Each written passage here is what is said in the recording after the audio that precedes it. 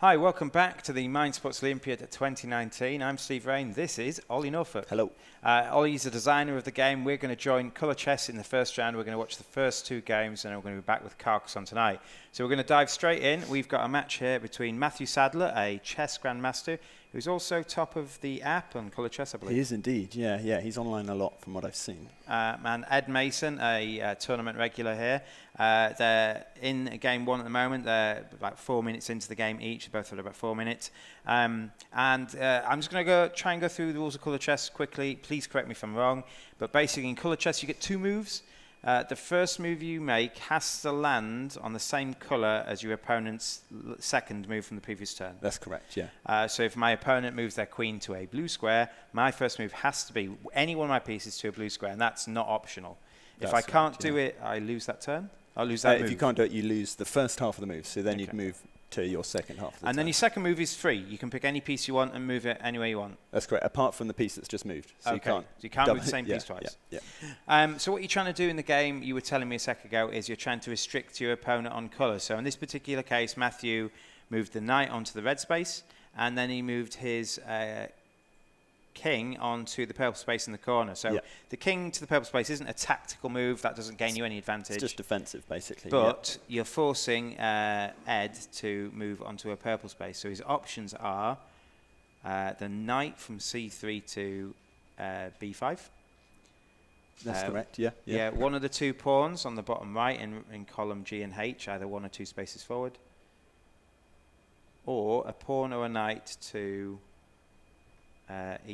Is that correct? Yeah, that's correct. So that's the interesting thing. You're always thinking not just about how this move affects me and them directly, but how it limits their options and what dastardly things I could force them to do that might break their structures apart. And so to win, you've got to get them in checkmate. You have to actually capture the king to win. Capture the king. There's situations where the king can be in check and remain in check, and another move can be made, which by the action of the colour forces the king into safety. So, for example, if the king was under threat and the piece threatening it could only move to an orange square, and you moved another piece to orange, it would force that move away from the capture. So checkmate isn't good enough. You have to actually capture it. Yeah. So we've got the first capture of the game there. So Ed moved a pawn from e3 to e4. Yep. And then captured. Now, the advantage with capturing from the point of view of restricted moves is if I capture a piece that was on a green space, my opponent's first move, in theory, can be to capture me back. Capture straight back, which I imagine is what's going to happen, but he's probably just sussing out his options, but I don't see any reason at this point he wouldn't take that back.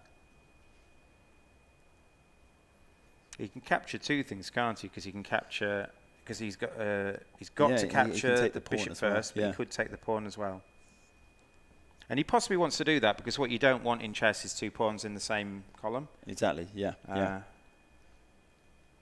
So I will tell you that if you were watching earlier, you'd seen Matthew Sadler winning Chess 960. He is a grandmaster. I think he's a super grandmaster with a rank of about 2700 if you are into your chess. So we're going to watch some excellent play here. But he won the previous tournament, and now he's decided to stay on and play a bit more chess because he loves the game. And I was speaking to him earlier, and he says in terms of chess variants, he doesn't like a lot of chess variants, but this is one he does. It's one of his favourite variants of chess. So he just took the move we anticipated was probably going to be his likely choice, taking the double capture there. And then Ed's move is probably something similar. So basically, he can either use a knight or the queen to capture that pawn because he has to move on to purple. Yep.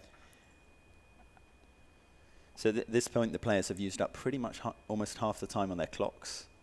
So it's with 3 pieces down, it's interesting to be at 6 minutes on the clock. So the way the clocks work is that you've got a 10-second increment. You've got 10 seconds to make your move, and if you go over that 10 seconds, it eats into your time bank of 12 minutes. That's right, yeah.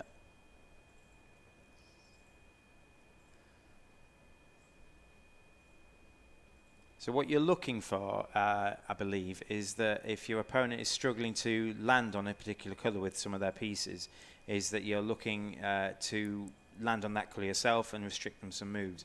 So if we're looking at white in this case, if I was Ed and I'm trying to look at what colour my opponent is struggling to move into, I might decide that he's only got He's not got too many options to move on to green, has he?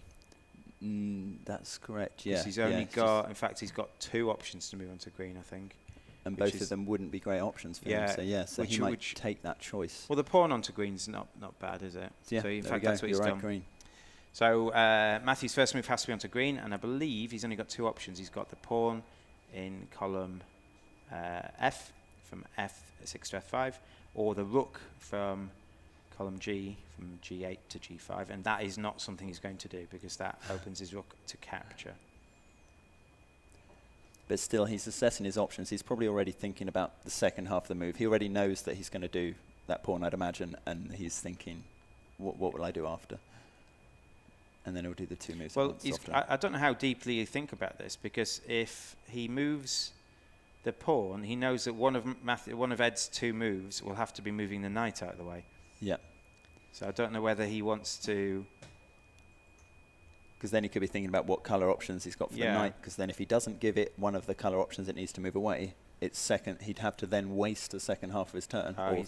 He's taken the knight with the bishop. Of course, yeah. I didn't actually see that. This is also check as well. Yeah. So do you have to announce check? You do, yeah, you should, yeah. So in this case, he would say check, and Ed's first move has to be onto purple, and then his second move is clearly going to be doing something to take the king away. Now, he could take the bishop with the queen, but that would be pretty poor. And obviously, one of the things in this, he doesn't have to move in his king, so he can leave his king in check for the first half of his turn and move it on the second half, because obviously he wouldn't be able to move it at this point. So his king can't take the first move because he can't move onto purple. So what are his options for purple then? He's only got the 2 pawns and the knight to the right hand side of the board, I think. He might, he probably, I'd imagine he's going to move that knight out of danger. Yeah, and the last option he's got is taking the bishop with the queen, but that's just against a grandmaster. You don't have to be losing your queen early, do you? And then that would force him. Well, if he does take the bishop, it doesn't force him to move the king. But if he doesn't, then he can either move and block the path of the bishop against the king, or he'd be choosing. Well, he's basically only got orange, so he'd have to see what Matthew's options on orange are. You wouldn't have to see because that's a forced move, isn't it? It's forced, isn't it? Yeah. The knight to H4 is just awful. I mean, that knight does nothing there. Yeah, that's the unfortunate thing. All the structures and all the best intents you have when you start, it just all goes apart as soon as someone moves something into your home squares. Now, this has been available for retail for a while, isn't it? And if you're looking to play this and set it up yourself, I believe at the start you have about half of them black-backed and half of them are white-backed, and you take your half and put them out. And is that so that there's an equal amount of colours on both halves? It is. That's kind of just for tournament rules. So each player has 5 of each colour and then 2 additional colours for a little bit of variance. But if you were playing more casually, you can take all the pieces out and just put them in as they come out. You could perhaps play to set patterns. We've released a few sort of patterns that people might want to try on, and those kind of can give a really different game because you've got even both sides. And you can also play where you're playing piece for piece, where you've got half the pieces each, and you're playing out strategically, and you're actually building your coloured defence, knowing, okay, if I put a red one here, I probably want to have a red on this line here for later. So it can actually get... So you can set your own board up? You can set your own board up, yeah. It just takes a little bit long for tournaments, but I know people who do play it that way. Yeah. And then, so the game came out 2 years ago, and it's actually launched a digital version on the App Store about a month or 2 ago now. Okay, so yellow. So has to move on to yellow. Options are only... With 3 pieces, we've got an option. Only 2 are sensible. You've got the knight on the right-hand side. Mm-hmm. That would just be giving up the knight. And then you've got the queen or the rook to the 2 yellow spaces in column C. All Ed's moves at this point feel to be kind of on the back foot. Would you agree? Yeah, I think he's a bit forced. I think the fact that he hasn't managed to move the bishop on column F meant that knight, that rook, doesn't really have much to do, and it's only got one option. So if he moves the queen and the bishop this turn, he gives space for that rook, and so potentially gives himself more options given certain colours coming out. Yep, there's the queen. So maybe he's giving himself space to move the bishop out next turn. Perhaps he chose purple to force Matthew to make a certain move. So the thing is, sometimes hard to predict what people's reasoning are. They might have a longer game or a reason. They go, oh, okay, I think if I keep forcing on purple, it might force him to make a different choice. Yeah, because if you keep playing purple and purple and purple, your opponent's going onto those purple spaces, and then there's going to be fewer and fewer purple spaces to land on. Yeah. And then equally you've got to have that awareness and be like, oh, I don't want to leave myself with any colours as a weakness. So I don't want to leave any colour that I don't have cover over. And this is where pieces, obviously, on your back row, like the rook, etc., that can save you from making bad moves, because you can use that just to move to a colour instead of making a move that's dragging your piece into capture. Will this enable? So he has to move on to yellow, which is, again, he's only got 2 options. He's got the queen or the rook to the 2 yellow spaces near the bottom, and then if he takes the bishop on the right hand side, he's going to lose his rook.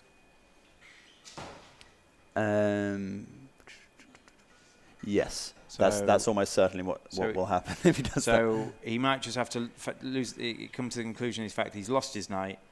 Yeah, because if we take the queen, which is probably going to be his move, because it's either going to be the queen comes back to the back row, so that he's got this line on the other queen. I wonder if it's a better move for him to move the bishop. Yeah, the bishop there, okay, because now it's more defensive. But you're threatening both bishops now. Yep. They have to move to red, so it could just do bishop takes bishop and bishop moves out the way. Matthew's playing very aggressively. He's just coming in and trying to pull pieces out. So bishop takes bishop, and then the other bishop is going to move to probably orange. Oh no, green, because his options are. I can just move the king if he needs to.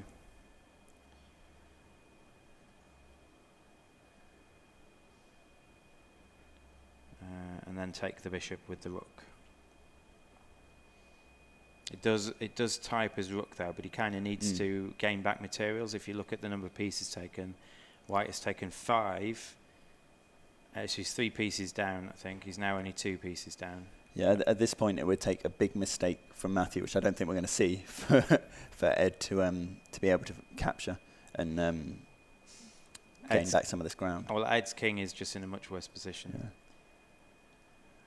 And it's red that... so orange is not forced. You've got the king or the rook.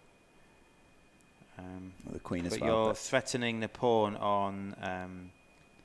You're threatening the pawn on d4 with the knight and the bishop. Is what he's done. So I think you've got to watch it now. So often when people play this online on the app, they're playing sort of 24-hour games. But also every Tuesday night we do live games from 7 o'clock. So if people, just to make sure there's always a big load of players to play. So from 7 o'clock, people log on, they play 5-minute or 15-minute kind of games back to back. And is the app on the App Store? It's on App Store, it's on Android, and it's completely free. Okay, brilliant.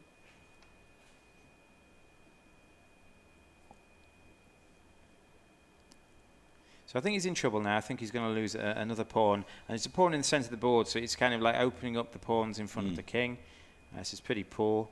And Ed's probably very aware that he's only got 1 minute 45 on the clock.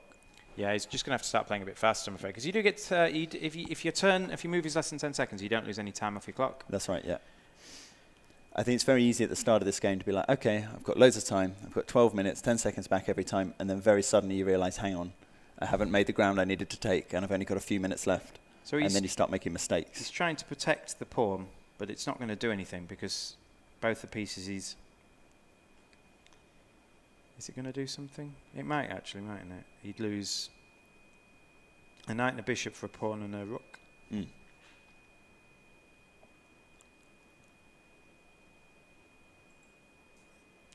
So maybe Matthew doesn't take that advantage. He's maybe looking for opportunities. Again, the fewer pieces you get, especially...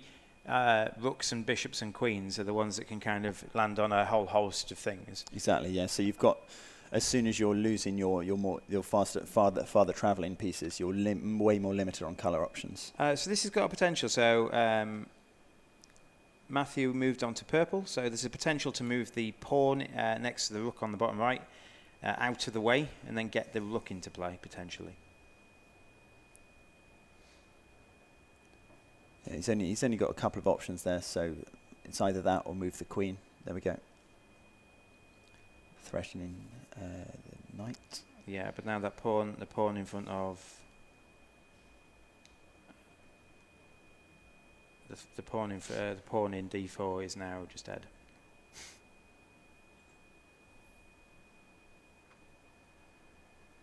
Very intense concentration. That's just his standard pose, I think. Yeah.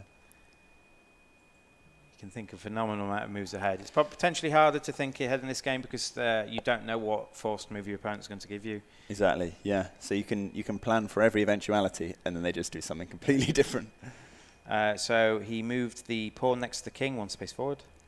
So it has to be blue, and blue doesn't. So he just did that blue move just to make a blue move. There was no real gain from that. It was just there so that he didn't have to do any of the worst force move. But you have to move if you can. That's correct, yeah. Do you have to move if it puts you in check? You do, yeah. So there are situations where you can get pulled into checkmate. So if they leave your king's only option as the colour next to a piece that you could capture, moves into check, and then with your second move you can't stop the check. Exactly. Then It opens up a whole different level of possibilities. It can, yeah. It's quite manipulative.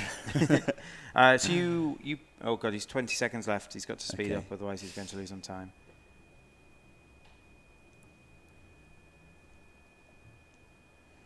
Yeah, that difference in the clock now just gives Matthew that little bit of time to think. And this is when it can start getting really dangerous, since you have to rush your decisions. And with two moves, it's two rush decisions, so it quickly can escalate. So he has to move on to red. Now he's threatening the queen. And purple, he's got two options. Either capturing the rook or moving the king, Yeah, he's got to move the queen out of the way to keep his queen. Got to be quick. Is the queen dead? It's not.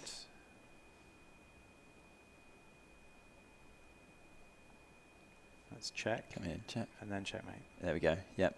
So that was interesting. That was a revealed capture right at the end. So it didn't have a line on the king right into the last minute, but obviously by moving the bishop, by moving the knight out the way, it revealed the opportunity for capture. His previous turn playing purple forced the king onto a purple space, which is a position that 2 turns before he'd moved his bishop. That was an excellent game. Well done, Matthew Sadler. So again, he's already won one chess tournament today. He's favoured for this. He's the first seed. That's why he's at table 1. And what we will see for game 2 is potentially a different set of opponents. So you designed this game with your brother. What's your brother's name?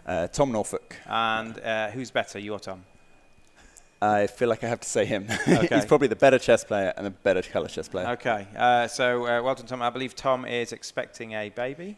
Tom can't actually be with here. So he's always been with us at all the tournaments, all the events we've done. But his wife is expecting a baby within the next week or so. So they don't live in London. So for them, it wouldn't be convenient or appropriate for him to come down here. Well, best of luck with that, Tom. Anyway, hope to see you here again next year. And so basically, the game is how many years old now?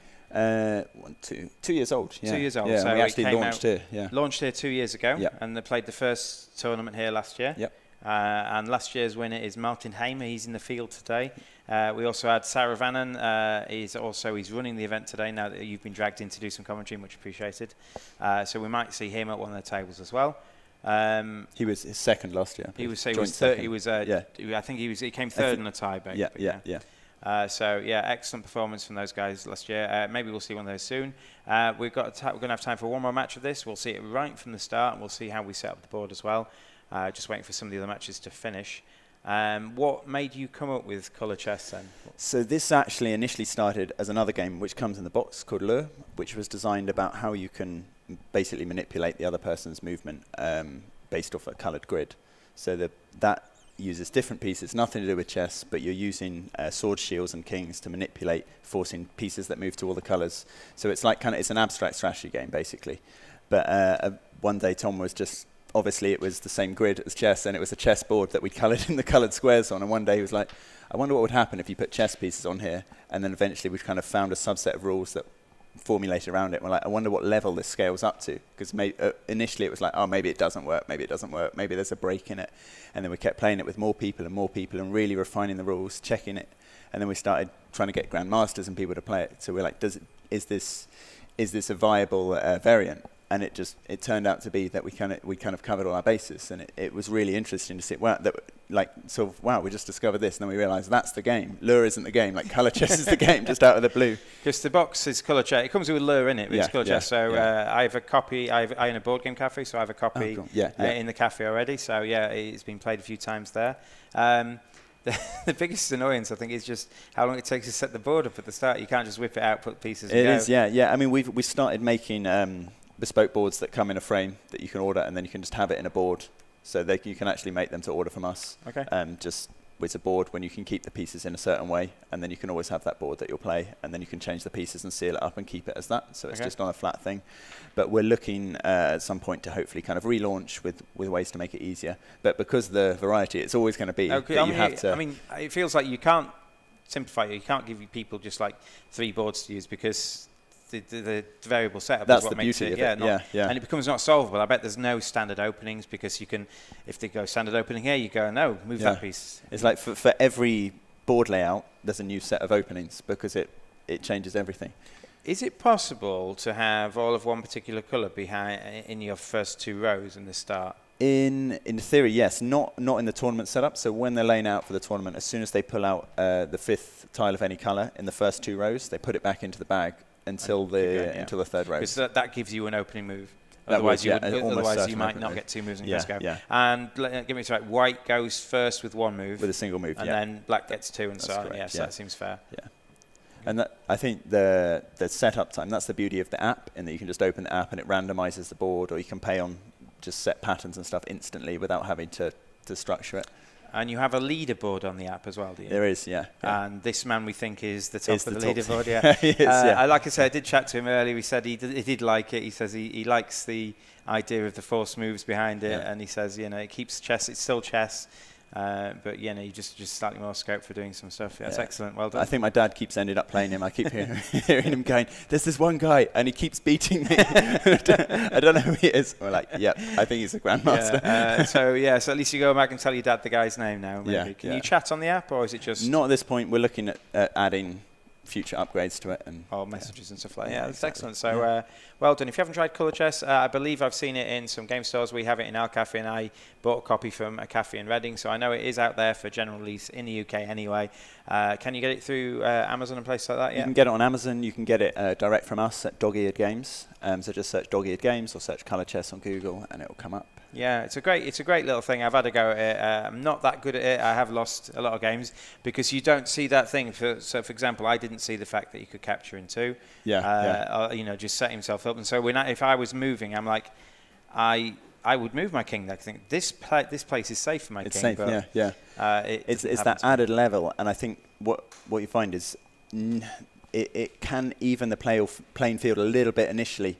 Because it makes the kind of scope of the game a little bit wider. So when people are looking, they might not necessarily be looking for these new kind of strategies and stuff. So new players, if they're already of a certain level and they're seeing something new, they might not notice these sort of like advanced strategies of like revealed captures and color locking. So and it's nice that in a game as old as chess that you're starting to have new words for techniques that wouldn't happen in normal chess, like color locking and reveal capture, and like in the regular chess, you've got all these different technical terms for things, and then it's nice that this game's evolving itself. Yeah, it has its own kind of language and terminology with it. Yeah, it's really good. I'm very proud that you've had a go at doing something as good as this. So well done. We've got the Pentiment standings. We're going to have a look at some point if we have time.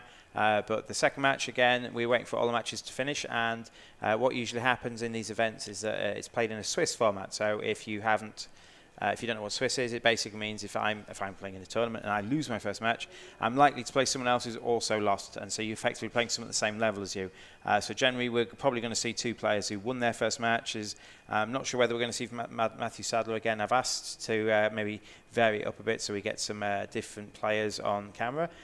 Maybe get a slightly more balanced match, because if I turned up to a tournament and I played against the Grandmaster first round, I'm like, So we're going to see that in a sec, but if we can just have a quick look at the Pentamind standings, see if they've changed. The Pentamind is the overall winner of the Mind Sports Olympiad.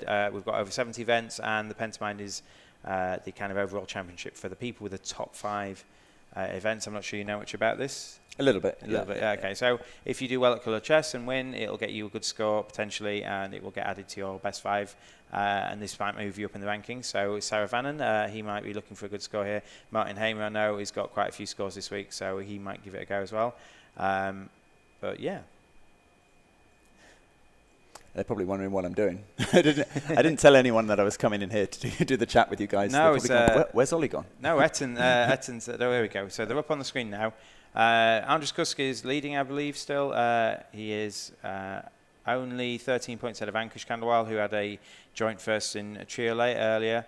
We've got Martin Herbermargi, a few of the other Estonian team here, right down the bottom, Georg and Kuno. They're the Estonian team. They've done a fantastic performance this week. They've spent a lot of the time in the top 5. James Heppel is a 2-time champion. He is creeping up there, although he's got he's got 3 scores under 90, so he's probably not going to win this year. He's going to look to see if he can make a medal by having a good performance in either Carcassonne tonight or one of the events he's playing tomorrow. We've got the leading junior and female competitor, is Noah Conception Martin. She's done fantastic this week. She's won 2 events, Corridor and Blockers, and it's by far her best performance here. She might still have time. She's playing in Carcassonne tonight, and I think she's around tomorrow as well. She may still have time to creep up and overtake James and Martin there. Matthew Hathwell, a Eurogame player, but a man of all trades there, doing very well. I believe he came joint first in Triolay with Ankush, so he creeps up a few more points there. And earlier, if you were watching the commentary, you saw David Jameson help me out with some chess knowledge. He's a much better player than me. He's up there now because he came joint first in King's Cribbage, and that adds to a score to move him comfortably into the top 7 or so there. We're going to go back to the table. Hopefully they will be setting the board up, ready for the next match. So the board's been emptied. The time's on the clock. I believe they'll be close to joining the next round. So as soon as we find out those names through, they will appear on the screen. Have you got a favourite game that you play? I play a lot, but not. I don't play games over and over. We tend to. I live in London. My brother lives in Norfolk, so he's the main person I play games with, and we design games your together. surname's Norfolk, and you live in Norfolk. Yeah, it's very confusing. Apparently, when he calls people up, and they're like, "What's your surname?" It's like Norfolk. No. What's your surname? Not where you live. But yeah, it's a common problem up there. Yeah. But yeah, so we tend to play a lot, and then we'll break down the game, or try and break the mechanics and try and work it out. So we play everything from abstract strategy, Euro games. We play a lot of card games.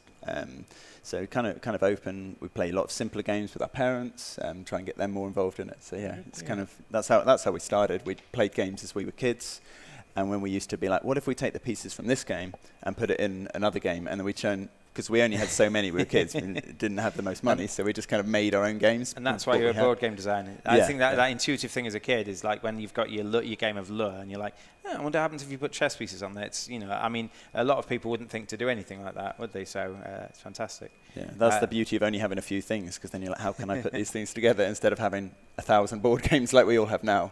Oh yeah. How many have you got? Too many. We've got about 750 at the cafe, I think. So. Yeah, far too many.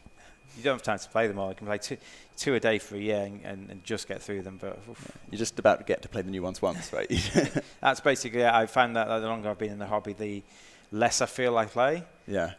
Which is a sad thing there. But here at the Mind Sports, it's generally, there is a Eurogame section, there is an abstract section, but generally it is beneficial to play games over and over again to get better at them. So I feel like if you're like yourself and myself, that I play a Eurogame a couple of times and then I go away, that when I play Eurogames against people who've really studied it, I just get thrashed. I think, I usually win this game with my friends, and I'm just like 80 points behind someone else. So. Yeah, it's the difference between like the kind of casual and the hardcore. You can either choose to play lots of different things every now and then, or you can choose your kind of key games. Yeah, I'm very good at picking a game up on the first play because I've played so many for the first time. Yeah. But in terms of that long-term depth behind the games, most games I just don't get to see it.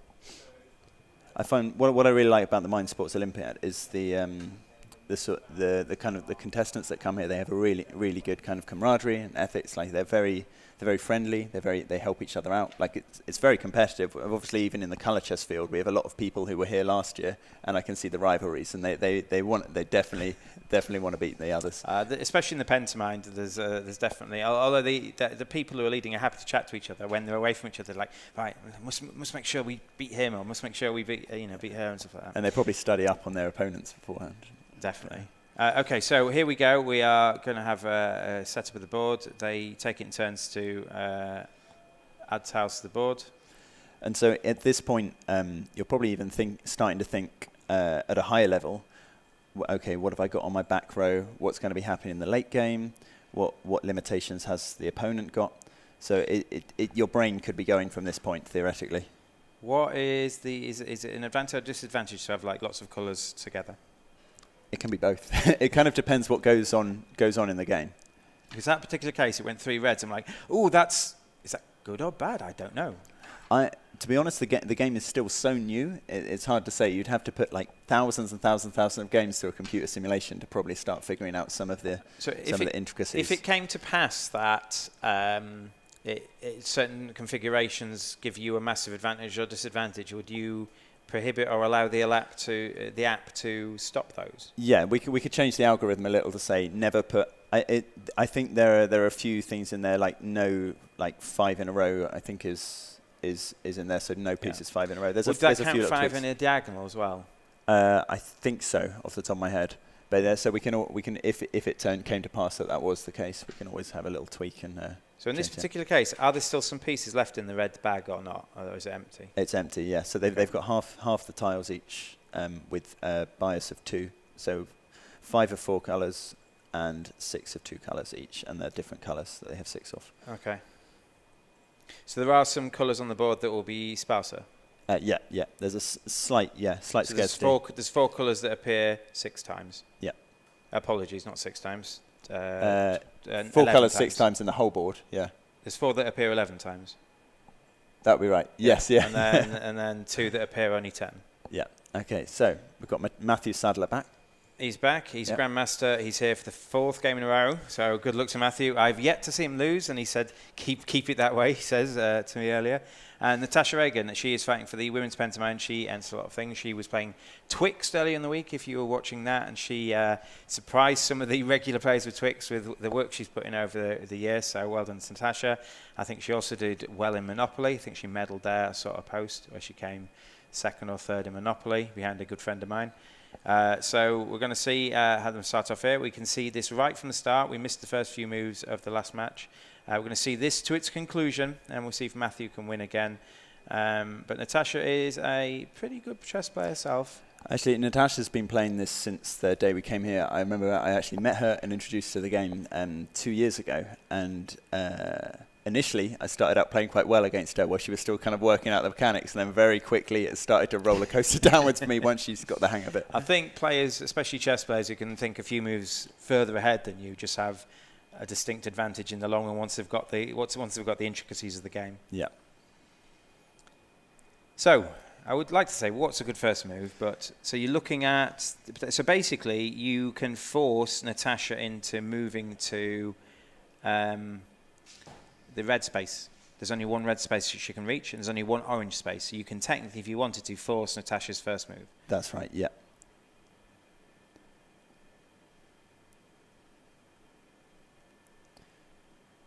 Is that right? I don't know whether that's a good or bad thing. The clocks haven't started yet either, so obviously there's time for both players to assess the board, I think.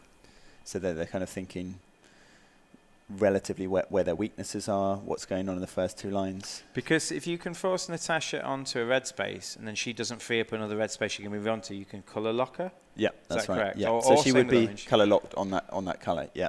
Unless the piece that moved off it was obviously, well, it would be. In this case, if she moved that pawn to red, she would have a red space for the queen or the bishop. Yeah, so you might want to do the orange one. So you might want to force her onto orange. Oh no, she could move the knight and then move the knight back if she needed to. Although moving the knight back is actually effectively like passing a turn. Yeah, they put a lot of thought into this first decision, because as soon as it's gone, the clock's going to start rolling. So that they're making the most of their time here to kind of suss out their opportunities. So what would you do then? Because you could force the red or force the orange. I assume it's got to be one of those two. Yeah, you generally, if you've got an opportunity to make the other player do a force move, it's generally good, because it's not going to be building into any structures, or it's going to potentially mess up whatever strategy they might be creating. Okay. All right, they're off to go. White goes first, as in normal chess. Oh, hang on. So they're actually playing the piece colours the other way around. They've switched it themselves. I was wondering that before it started. But yeah, so they're thinking of the piece in the centre as being white. So is that a common mistake? Or not it mistake, is, yeah. Common understanding, because it can't be a mistake if half people do it. Cause as long as you're agreed with your opponent which one's the white and which one's the black. I was wondering if that might happen, because otherwise the pieces were the wrong way round for white at the bottom. So that's potentially advantageous, because she's opened up a second orange space. And probably intentional at this point to free up her colours. And it also means that Matthew's pawns will only be moving one on their first turn, because he's only got 2 purple choices, unless he brings out the knight. Yeah, I mean, so you could move the knight.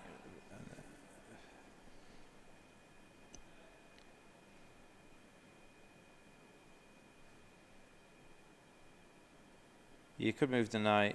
Oh no, he's done the pawn, and then yellow's not. He's not using the opportunity to force onto red. Oh, now he can force onto red and take it with the knight.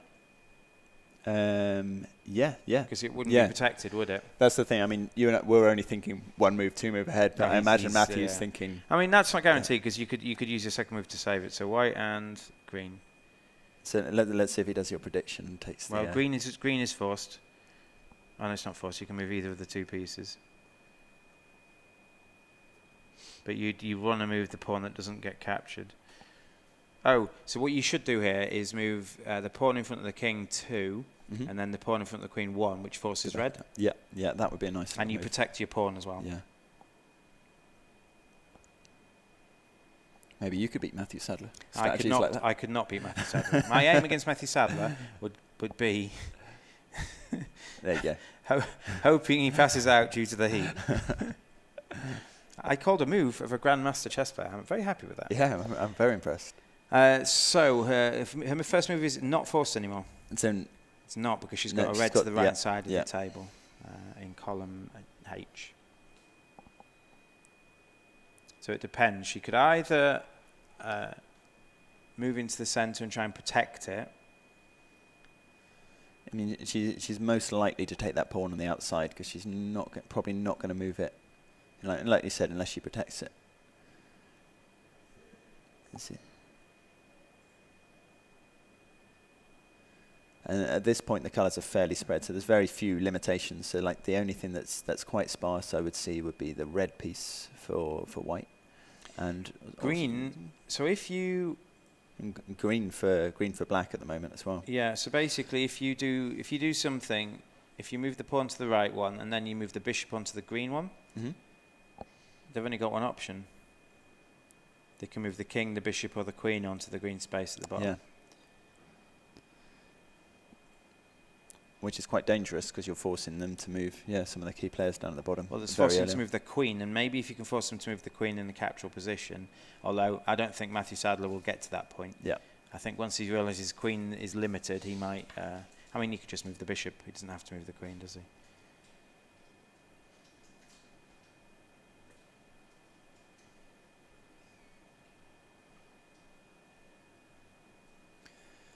So blue, forcing Matthew Sadler onto blue. He's got quite a lot of options.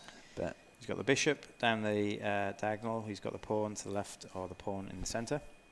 Let's see if you can call his move this time. Well, it depends what his second move is, I think, as to what his first move does. So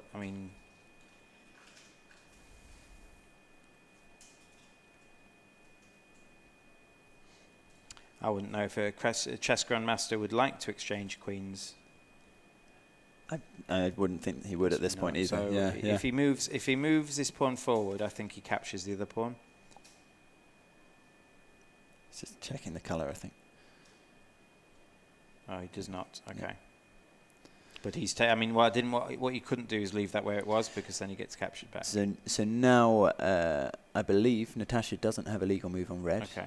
Oh, that's Just- yeah. That's just a to great double move then. check. Yeah. I Yeah. did not, she does Yeah, not. yeah. So she loses her first move, and having one move against a player of Matthew's ability is not great, I'm afraid. And now she's got to be aware that red is a weakness for her, so she's on the back foot on that colour until she can free it up. So I wonder if she can move a piece that can access red in the future. She's got those 3 reds on the back line, so if she was to move so the bishop or the knight, I think reds on the back line is a disadvantage then because of this particular situation we've got. It might be that Matthew spotted it and forced it to limit it that way. But as soon as she moves one of those pieces on the back row, she could theoretically flick a piece back between the two. I know it's almost a wasted move, but it's not She needs forced. to move the queen. So I wonder if she just moves the bishop onto the green one that I suggested earlier. I think that would be a pretty safe move at this point because Matthew doesn't have any great options on green. But yeah, he's got 3. He's got the knight, the queen, or the bishop. He can't move the knight, otherwise he loses his queen. Yeah. Oh no, that would be a bad move. So he'd probably take the pawn if we did that. Bishop. Bishop to yellow. To green would be awful. Yeah. Because Matthew moves the knight out of the way and then takes the bishop with the queen. Yeah, of course. Yeah. Yeah. So that would be awful. So bishop. So yellow. So Matthew's got a couple of pawns on the right that he can advance, or move his rook in the bottom corner if he wanted to do that, but there's probably not much purpose in that at this point. Yeah. But both of those yellow moves on the right place the pawn in a capturable position, so... Oh, yeah, didn't see that one. There you go. That's good. Advancing both his bishops. He's gone red again. So, although Natasha can move, she's got a red move. She's got... So it is a forced move, but it's not... It's not. Well, she's not got moving her into danger. But the other one's not good enough. But it looks like Matthew's going to keep pushing this. It's like a waste of a turn, just moving a queen from side to side. But at least it's there so that she can't get trapped into anything she doesn't want to, and can't get her pieces pulled into the trap that Matthew's setting here. But she is not giving him the same sort of problem. Do you know his win percentage in the top of the leaderboard? No, what is it? I don't know. Do you? Do you know? Oh, of Colour Chess? No, not off the top of my head. Yeah. No. I imagine you have that sort of stat. Yeah. In the back office of the app, you can see these sort of things.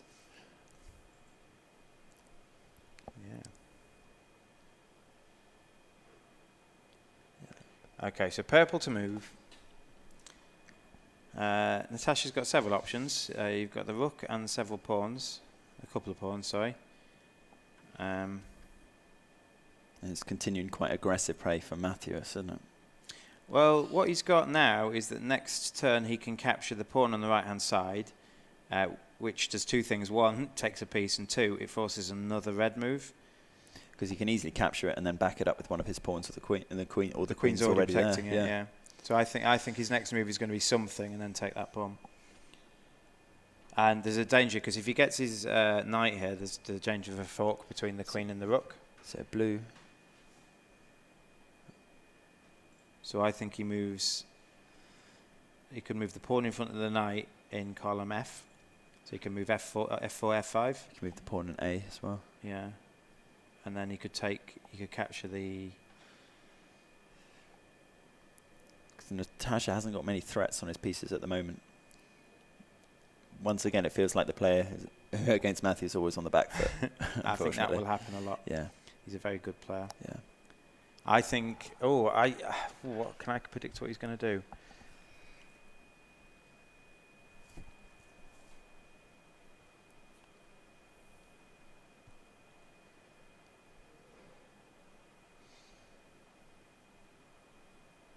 I wonder if he goes F4, F5, and then F3, H4. Let's see if you're psychic this time. We'll see. At his first move, I can't predict. I think his second move will be to take the pawn. His first move could also be D3, A6. By using his bishop to take the knight.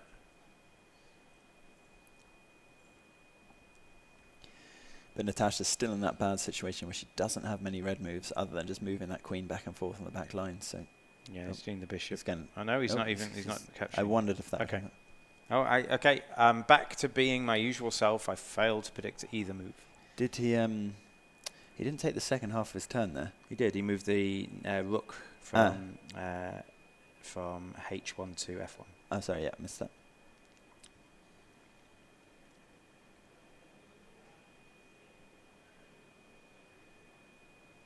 Oh, I can see potentially what he's doing here. Or maybe I'm thinking too many turns ahead. He's definitely thinking many turns ahead. Well, he could move the... I think Natasha's best move is to move the rook 1, because if she moves the pawn in column G, from G7 to G6, then Matthew can potentially take the pawn on the right with the knight, and then take the pawn that she's just moved as well.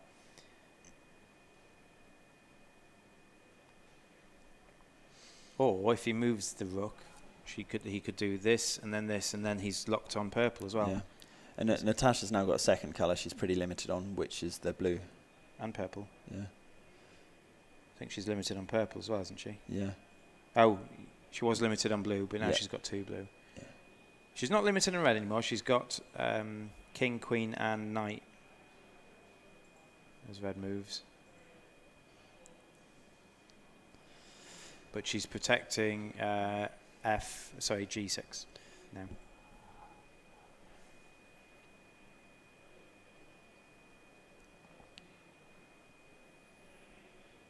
If you castle, is it the colour that the king goes onto? Yeah, it's the king's colour, and then the rook itself is considered to have moved, so you can't catapult your rook into their lines.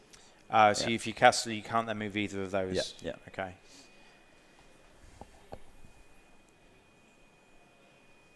That was one of the early rules that we found very quickly and took out. Like, hang on a minute, you can just castle and then capture with your rook. Yeah, that makes sense. Yeah. Be a lot of play testing with something like this, but I imagine that the rules of chess themselves lend. You can say, does the regular rule of chess work? Yes. If it doesn't, then you just say. And it does apply 99% of the time in this, really.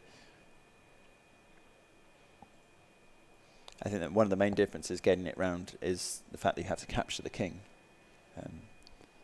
So many people are used to never actually physically taking the king's piece on the board that it's if you played so much chess that it feels odd sometimes.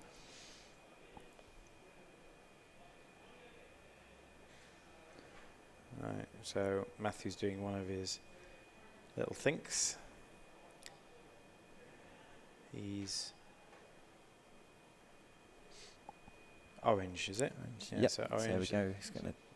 He's probably going to move one of those pawns. So that anything else is a bad move. And castle onto yellow. So just one choice, is it? yeah, poor Natasha doesn't have very many. She can capture the pawn, or she can move the rook on the right side. Yeah, so she possibly captures the pawn, you know. Yeah, and that's the first capture of the game so far. It is, yeah. So she's winning against a grandmaster. She is winning. For one turn only, winning. Winning in a material sense, maybe not winning in a tactical sense, because it feels like for a large part of this game, she has been restricted. And it's amazing, like how there's so many pieces, and yet it feels like she's got so few options. It feels like she can't go on yellow, she can't go on red, she can't go on blue. There's so much limitation. So she's gone purple, which means that Matthew can't capture the pawn on the right anymore. Now, can he force her to...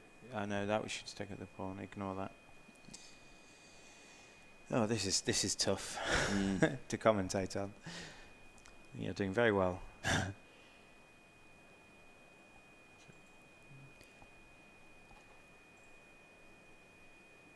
So all of well, apart from the king in the bottom left, all of Matthew's options would lead to placing his piece into a capturable position. So I wonder whether he'll move the king in the bottom left corner.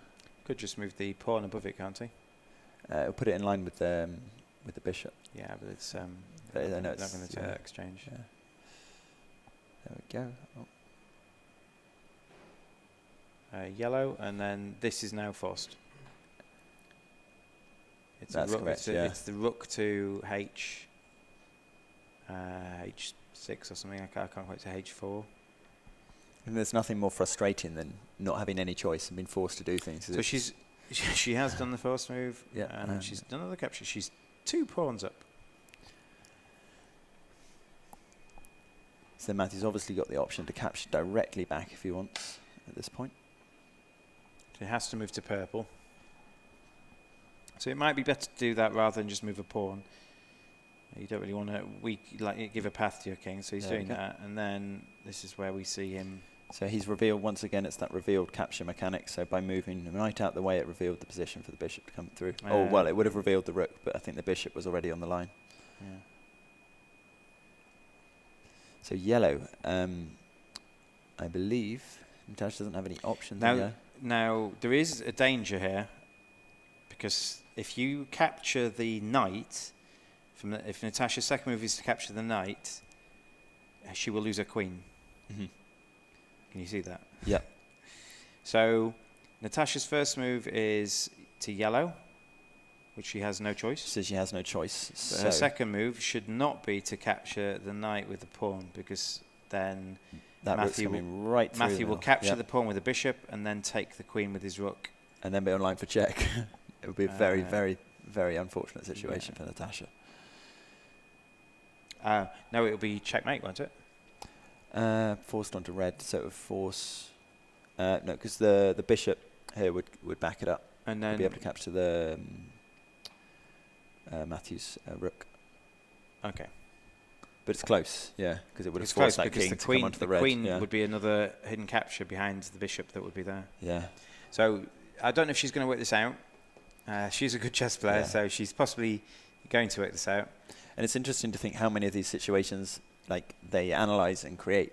There's so many possible situations. Which rabbit hole do they go down? Yeah, I imagine if she thought, "Oh, I can take a knight with a pawn here," she would have done it. If that's her logical reasoning, she would have done it. But the fact that she hasn't done it that quickly means she's seen the downside to it. That if she does it, she'll lose her queen. And you wonder whether Matthew put it there as a trap, almost.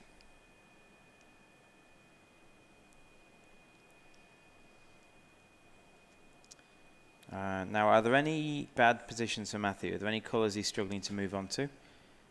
Can he do yellow? Yes, he can do yellow. He can do red. He can do green. I think he's got everything. He's got a few limited moves on a couple of them, but he's not colour locked on anything at this point. Light blue, he can do. Yeah, I think he's set himself up. So this is a really interesting game. Generally, I mean, and this particular one, I think. The fact Natasha's still thinking means she's spotted the fact that she could lose her queen, so she's not going to take the knight with the pawn in f6 to e5. And they're still doing all right for time at this point. So with 4.5 minutes on the clock, she's okay. Yeah. At this point in the game. Just to remind you, we have Carcassonne coming up tonight. Carcassonne, a classic Eurogamer. It's a double session event. It has started. It started about half an hour ago, if not a bit more. It started when this did, and that will be played to a conclusion tonight, as will Colour Chess. But we will switch to Carcassonne at about 7:30. So we're going to have a break when this match finishes. And Carcassonne will be back at 7:30 with myself and a commentator yet to be decided on. Now, the reason we're having guest commentators all day is Chris Fung, who was performing in Evita, actually had to. He was the understudy to someone who then couldn't perform. So Chris has been performing all week, and his voice is gone. So she's moved the pawn in column G twice. She's now threatening the bishop and the knight, but obviously we know the knight is bad. We do not want to move the knight, capture the knight.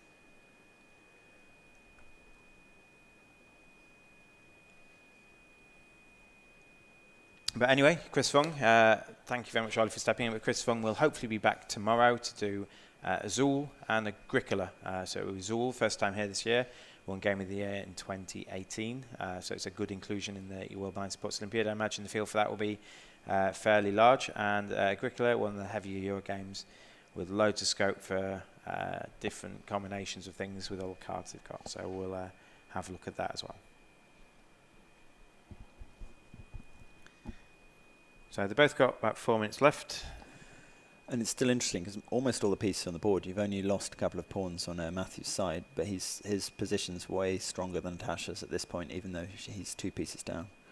He could move the queen to the queen space queen 1/4 to threaten the rook, and then move the bishop.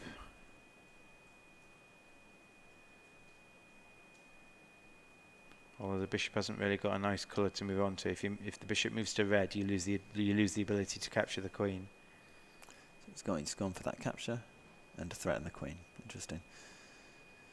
So once again, he knows that Natasha's got a lot of limitations on purple. If she's got, I think, one option is the rook on the right oh, side. she's also got the bishop, but I don't think she's going to do that one. She's not going to do the bishop. She'll move the rook back, and then she'll have to move. Have to try and save her queen. She'll have to move the queen out of the way. Oh, and then has he got a win? No, he hasn't.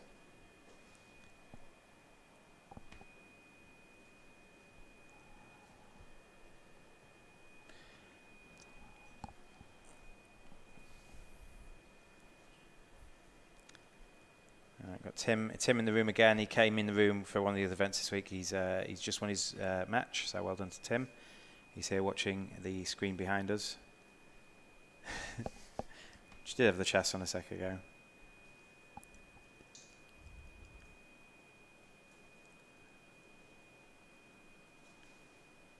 So I think she has to move the rook to h7, and then you've got to think about where to move the queen.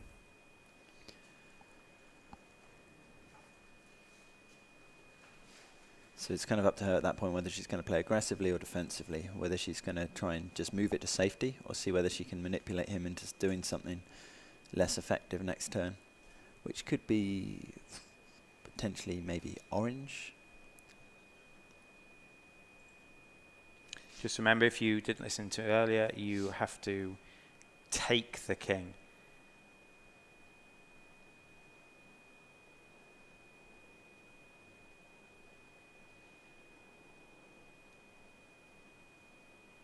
So in your two moves, if your first move can move something out of the way and your second move can capture the king,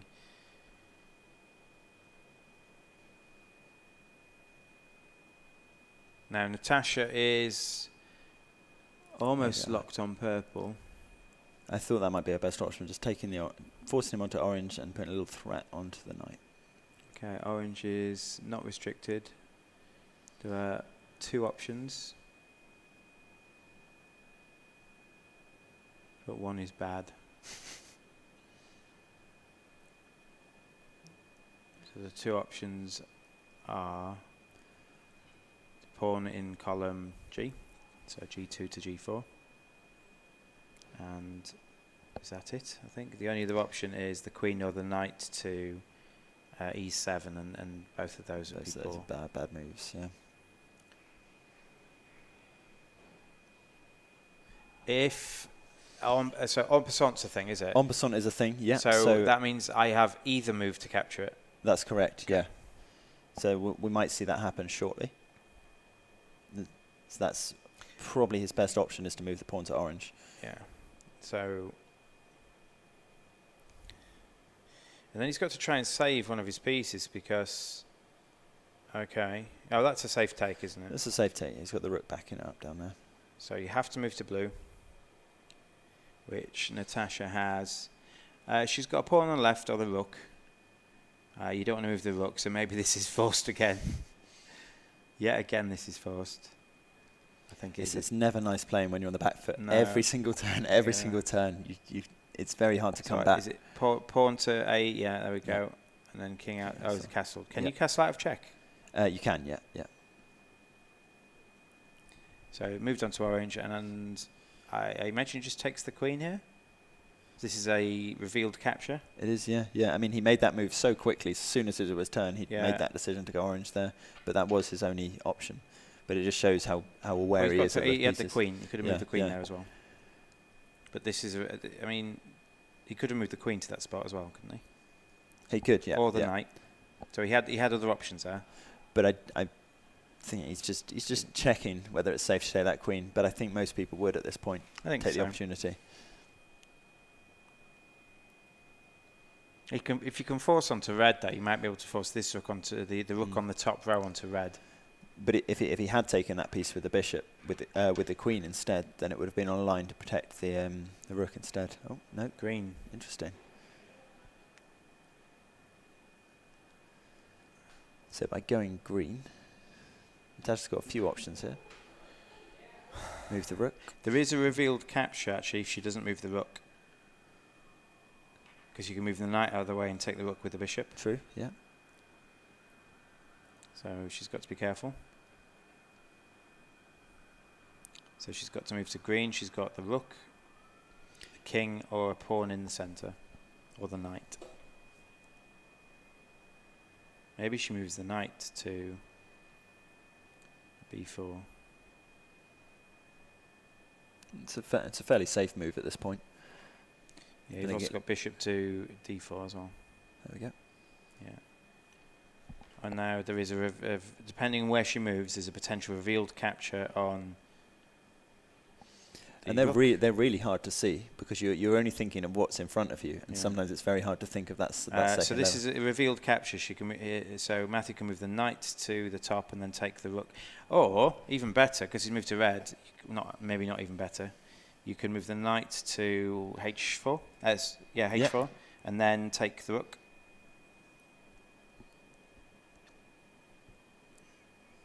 Yeah, both of those are free captures.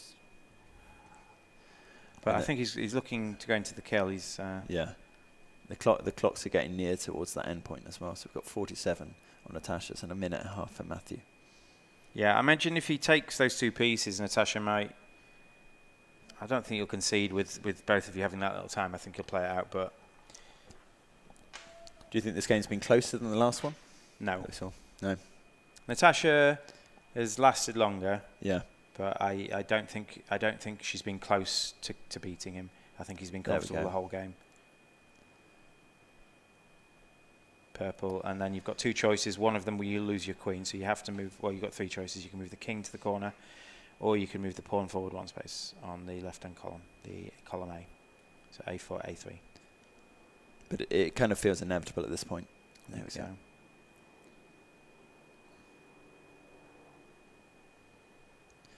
Okay, so is yellow first? Purple again.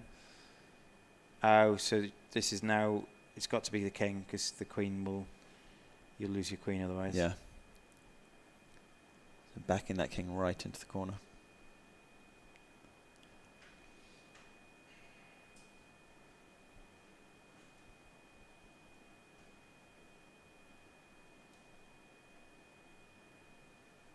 Yeah, and now in theory.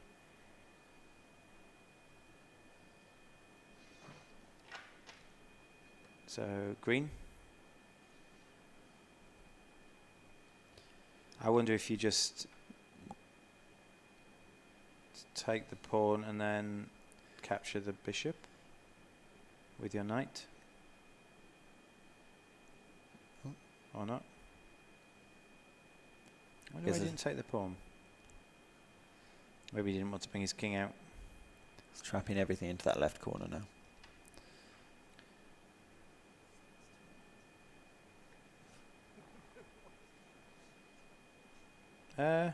So Matthew, can't you just take that? Can't you just take that? Yeah. Is that a mistake? Feels that's a mistake. Quite possible. I mean, she's probably acting a little bit faster with 2 moves in 10 seconds. Yeah, so she's conceded. Okay. Yeah. She was running out of time there, so she just made a move. So So anyway, that is another win for Matthew Sadler. He is the #1 seed. He's undefeated still, going to round 3 of that tournament. The rest of that tournament will be played out without us watching, I'm afraid. But if you're interested in colour chess, please do check it out. It is from a British designer, lovely Oli Norfolk here and his brother. We are going to be back later. I must say, Oli, thank you for joining me today. Nice, it's been a pleasure. Literally, he got a 30-second warning. He said, would you like to do some streaming? He goes, oh, yeah, sure. Yeah, okay. why not? I mean, I meant to be in there up in the game, but I think he's done very well. Yeah. So if you've got any comments, please pop them down in Facebook and we'll get back to them later. But any comments just about saying how well he's done, I think he's done great. So thank you very much, Oli. We will be back at 7:30 tonight to watch the second half of the Carcassonne tournament. We're going to watch the last 3 rounds and the final, depending on what point we join in and how far they're through. And the Carcassonne is a double-length event, so Carcassonne will be 4 players, and I will be here with a commentator who's yet to be decided. It might be another last-minute one here. But anyway, hope to see you then, and thanks for watching. Cool, thanks.